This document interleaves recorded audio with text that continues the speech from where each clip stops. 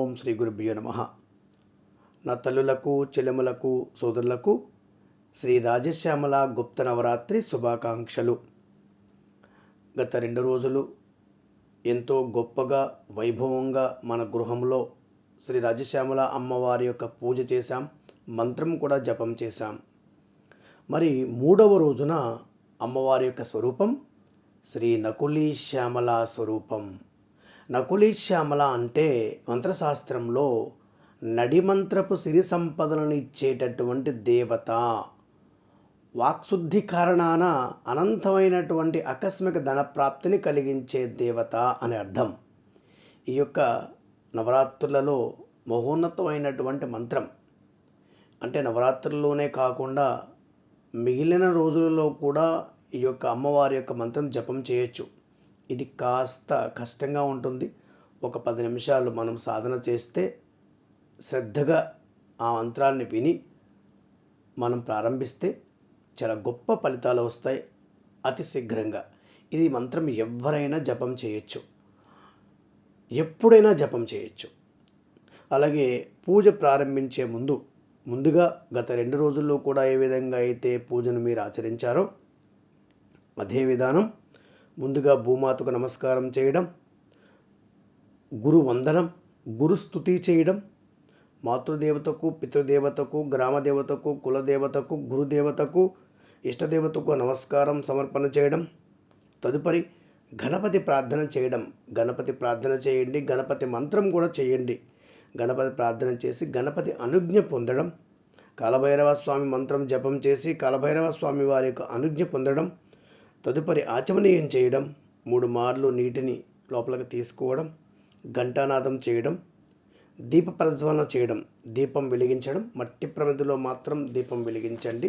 శుద్ధమైనటువంటి తైలం, పొగ ఎక్కువ వచ్చేటటువంటి నూనె వాడద్దు. తరువాత సంకల్పం. మనము ఏ కోరిక కోసం రాజశ్యామల మాత నవరాత్రులు పూజ జపం చేస్తున్నామో ఆ యొక్క కోరిక, అభీష్టం నెరవేరాలని మనసు లోపల తెలుసుకొని మన గోత్రం, పేరు, జీవిత భాగస్వామి పేరు, పిల్లల పేరు మనసు లోపల చెప్పుకొని మనందరికీ శుభం కలగాలని, విజయం సిద్ధించాలని కోరుకుంటూ అమ్మవారి మంత్రం చదువుతూ ప్రార్థన చేయాలి. కొంతమంది తల్లులు, చెల్లెమ్మలు, సోదరులు కలశ స్థాపన కూడా చేసుకున్నారు. చేసుకోండి, మంచిదే. అవకాశం ఉంటే చేసుకోండి. కలశ స్థాపన ఖచ్చితంగా చేయాలనే నియమం లేదు నవరాత్రులలో మనము భక్తితో, ఈ గుప్త నవరాత్రులలో మరింత భక్తితో, నమ్మకంతో చేసేటటువంటి వారందరికీ కూడా ఈ 9 రోజులు సంపూర్ణమయ్యే లోపలనే మహోన్నతమైనటువంటి గొప్ప మార్గం కనిపిస్తుంది. జీవితంలో ఆశ్చర్యపోయేటటువంటి ఎన్నో గొప్ప అనుభూతులు కూడా పొందవచ్చు. జీవితంలో ఎన్నో గొప్ప మార్పులు కూడా జరిగే అవకాశం ఉంటుంది. మనం చేసేటటువంటి పూజను, మంత్రజపాన్ని బట్టి ఉంటుంది. తరువాత పూజలో ముందుగా గణపతి పూజ చేయాలి. పసుపుతో గణపతిని చేసి హరీంద్ర గణపతి అంటాం. ఆ యొక్క హరీంద్ర గణపతి స్వామికి పంచోపచార పూజలు, గంధం, పుష్పం, ధూపం, దీపం, నైవేద్యం సమర్పణ చేయండి. తరువాత కాలభైరవ స్వామి వారికి స్మరించి చిత్రపటము లేదా యంత్రము లేకుంటే అంగుష్ట పరిమాణంలో ఉండేటటువంటి స్వామివారి విగ్రహము ఉంటే ఆ విగ్రహానికే మీరు స్వామివారిని మంత్రం చెప్తూ ఓం క్షేం క్షేత్రపాలాయ, క్రీం క్రీం కాలభైరవాయ, హ్రీం బటుకాయ, అపద్ధారణాయ, కురుకురు బటుకాయ, హ్రీం ఓం అనేటటువంటి మంత్రం లేదా ఓం నమో కాలభైరవాయ నమః అని మనసు లోపల అనుకుంటూ ఆవాహన చేసి ఆయనకు కూడా పంచోపచార పూజలు సమర్పణ చేయండి. తదుపరి అమ్మవారి యొక్క పూజ. ఇక్కడ అమ్మవారి యొక్క పూజకు సంబంధించి నకులీ శ్యామల, ఇక్కడ మీ అందరికీ కూడా ఈ యొక్క మంత్రం తెలియజేస్తున్నాను. ఇది కాస్త పెద్ద మంత్రం. ప్రయత్నం చేస్తే ఖచ్చితంగా వస్తుంది. ఒక 10 నిమిషాల పాటు ప్రయత్నం చేయండి. రాదు అని మాత్రం వదలొద్దు. ఇది ఎంతో మహోన్నతమైనటువంటి మహామంత్రం. నకులీ శ్యామల అంటే మీకు చెప్పాను కదా, సిరి సంపదలకు సంబంధించిన మంత్రం. ఈ మంత్రము ఐంతో ప్రారంభమవుతుంది. ఐం ఓం స్థాపిదానా నకులీ క్లీం దంతై పరివృతాపవిః సౌహం సర్వస్యై వాచ ఈశానా చారు మామిహ వాదయేత్ వద వాగ్వాదిని స్వాహ అనేటటువంటి మంత్రం 3 మార్లు పఠించి అమ్మవారి ఫోటో మనందరం కూడా పెట్టుకున్నాం, లేదా యంత్రం కూడా పెట్టుకున్న పరిస్థితి ఉంది కొంతమంది అయితే కనుక, లేదా అమ్మవారి విగ్రహాలు కూడా పెట్టుకుని ఉన్నారు. మంచిది ఇదంతా కూడా మన కోసం, మన కుటుంబం కోసం. ఇక్కడ అమ్మవారి యొక్క విగ్రహానికి, యంత్రానికి, ఫోటోకి కూడా కాస్త మీరు ప్రతిరోజు అవకాశం ఉంది అంటే యంత్రానికి, విగ్రహానికి జలంతో మాత్రం అభిషేకం చేసుకోండి. ఫోటోకి కేవలం పువ్వులతో అలాగే కుంకుమతో అర్చన చేసుకోవడానికి ప్రయత్నం చేయండి. ఇక్కడ అమ్మవారి పూజలు ప్రారంభిద్దాం. పంచోపచార పూజలు చేస్తే సులువైన పూజ. దీనికి కేవలం భక్తి ఉంటే సులువుగా చేసుకోవచ్చు ఎవరైనా సరే. 5 నిమిషాల్లో పూజ అయిపోతుంది. మిగిలిన సమయం అంతా జపం చేయండి. ఇక్కడ ఎంత ఎక్కువ మంత్ర జపం చేస్తారో అంత గొప్ప ఫలితాలు కలుగుతాయి. ఇక్కడ ఓం శ్రీ నకులీ శ్యామలాదేవ్యే నమః ధ్యాయామి, ధ్యానం సమర్పయామి అంటూ అమ్మవారి మంత్రం జపిస్తూ మనసు లోపల ధ్యానిస్తూ నమస్కారం చేయండి. ఓం శ్రీ నకులీ శ్యామలాదేవ్యే నమః ఆవాహయామి, ఆవాహనార్థే పుష్పం సమర్పయామి అంటూ అమ్మవారు ఆవాహన అయినట్లుగా భావన చేస్తూ అమ్మవారి చిత్రపటం వద్ద 2 పుష్పాలు సమర్పణ చేయండి. ఓం శ్రీ నకులీ శ్యామలాదేవ్యే నమః దివ్య సింహాసనం సమర్పయామి అంటూ అమ్మవారి చిత్రపటం వద్ద 2 పువ్వులను, అక్షతలను సమర్పించండి.